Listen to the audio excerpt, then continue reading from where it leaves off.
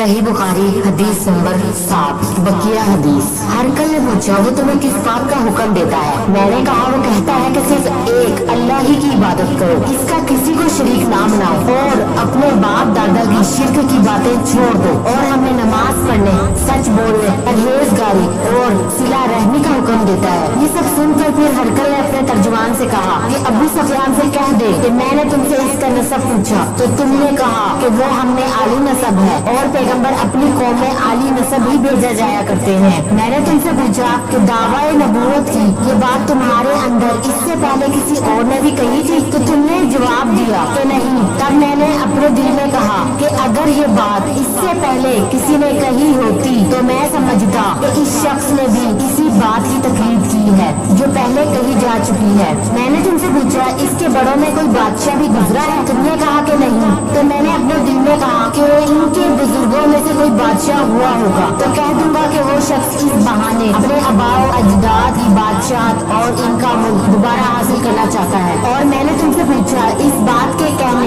یعنی پیغمبری کا دعویٰ کرنے سے پہلے تم نے کبھی اس کو دروغ گوئی کا الزام لگایا ہے؟ تم نے کہا کہ نہیں۔ تو میں نے سمجھ لیا کہ جو شخص آدمیوں کے ساتھ دروغ گوئی سے بچے تو وہ اللہ کے بارے میں کیسے جھوٹی بات کہہ سکتا ہے۔ اور میں نے تم سے پوچھا کہ بڑے لوگ اس کی پیروی کرتے ہیں یا کمزور لوگ؟ تم نے کہا کمزوروں نے اس کی اتباع کی ہے۔ تو دراصل یہی لوگ پیغمبروں کے متبعین ہوتے